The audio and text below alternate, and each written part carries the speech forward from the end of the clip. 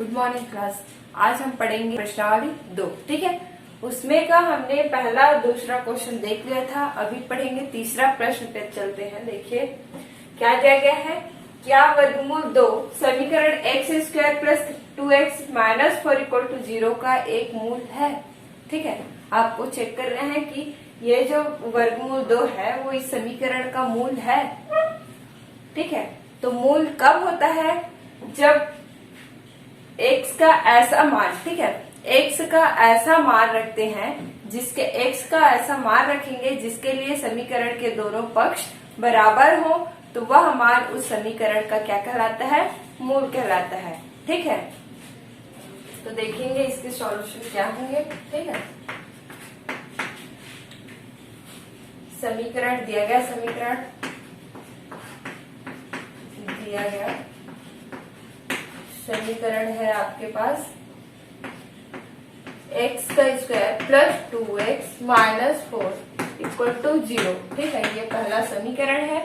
अब बोला गया है कि वर्गमूल 2, ठीक है, वर्गमूल 2 इस समीकरण का मूल है कि नहीं। तो चलते हैं, x इक्वल टू वर्गमूल 2। ठीक है, रखने पर समीकरण का बायां भाग, ठीक है,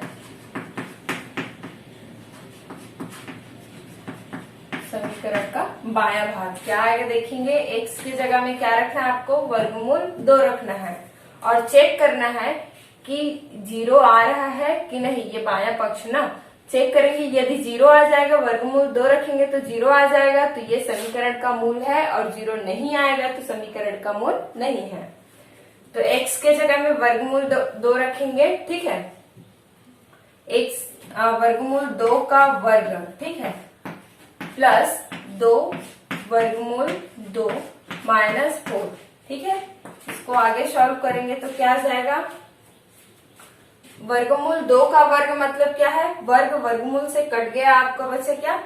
वर्ग वर्गमूल से कट गया तो 2 बचा, प्लस इसका 2 का √2 के साथ मल्टीप्लाई, 2 √2 माइनस 4। ठीक है, अब इसको सॉल्व करेंगे। देखिए घटाएंगे, क्या आ जाएगा? 2 माइनस 4 है, ये आ गया -2 प्लस 2 वर्गमूल 2। ठीक है, हाँ, तो यहाँ पे आपको पता चल रहा है, देखेंगे यहाँ से आप 2 बाहर भी निकाल लेंगे तो यहाँ बचा -1 प्लस वर्गमूल 2।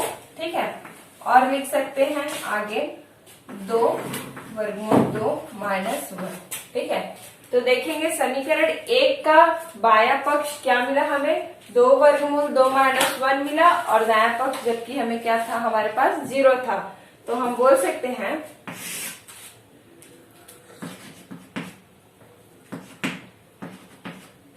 बायां पक्ष बराबर नहीं है किसके? दाएं पक्ष के। ठीक है,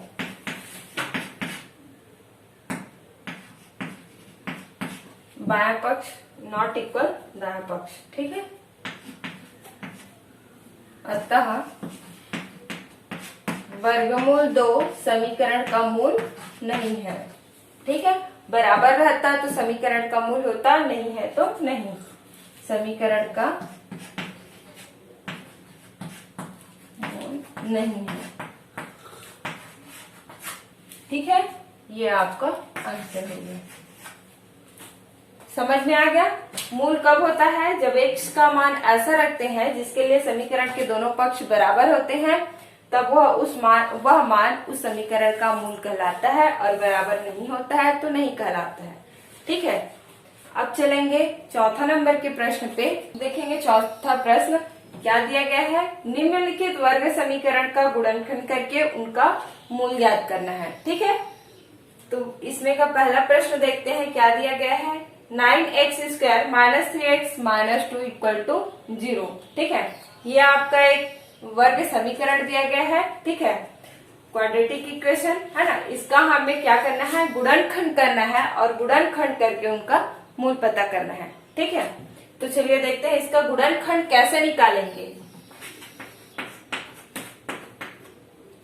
समीकरण है आपके पास 9x का square minus 3x minus 2 equals to 0।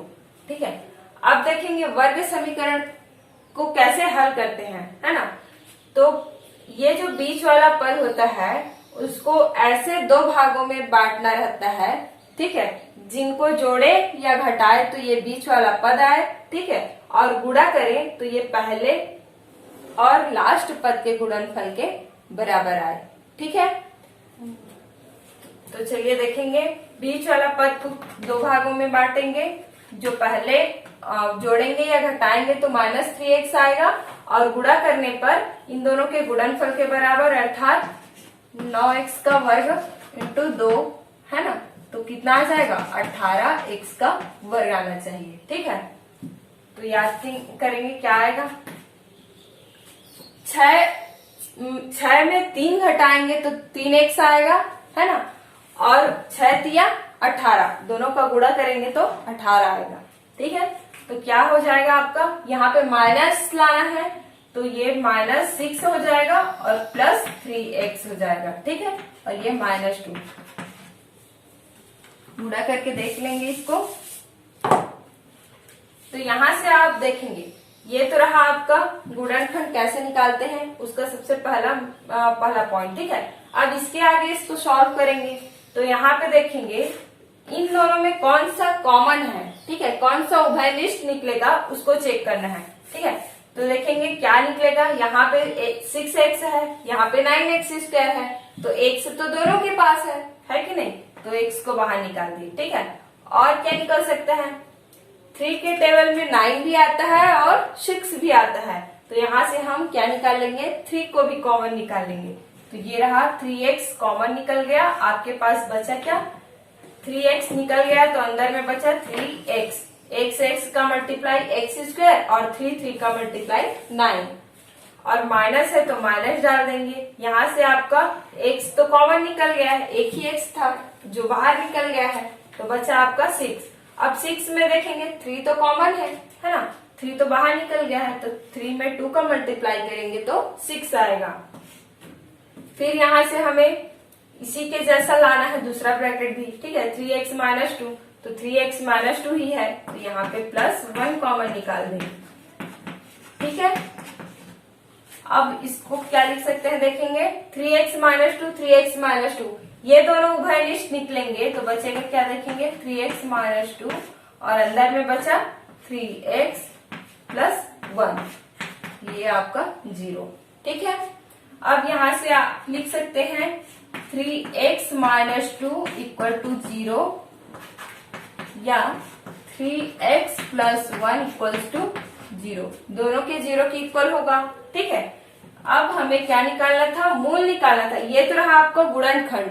ठीक है, इस समीकरण का गुणनखंड रूप हो गया। अब इसके आगे इसका मूल निकालेंगे। ठीक है,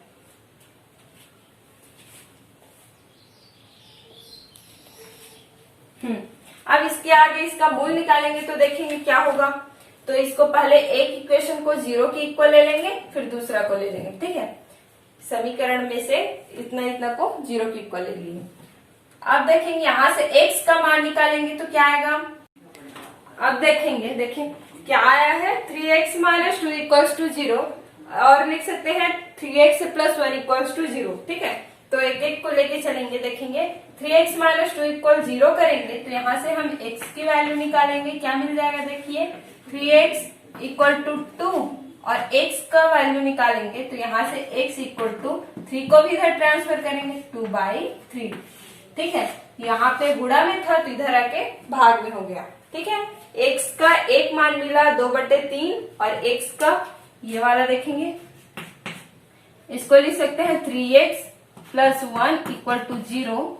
3x 1 को इधर लेके जाएंगे, ट्रांसफर करेंगे तो क्या आ जाएगा -1, और x का मान निकालना है चूंकि, तो x को रखेंगे, बाकी 3 को इधर ले आएंगे तो -1/3।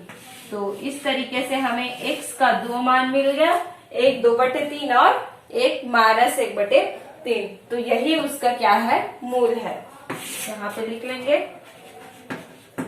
अतः x इक्वल्स टू x के 2 मूल क्या क्या, 2/3 व -1/3 प्राप्त हुआ। ठीक है, x के दो मूल, अतः x के दो मूल 2/3 और -1/3 प्राप्त हुए। ठीक है, अब चलेंगे इसी में का और एक क्वेश्चन देख लेते हैं। ये चौथा का 7वां नंबर का है ना, 7वां नंबर का प्रश्न दिया गया है आपके पास 10x - 1/x = 3। ठीक है, 10x - 1/x = 3।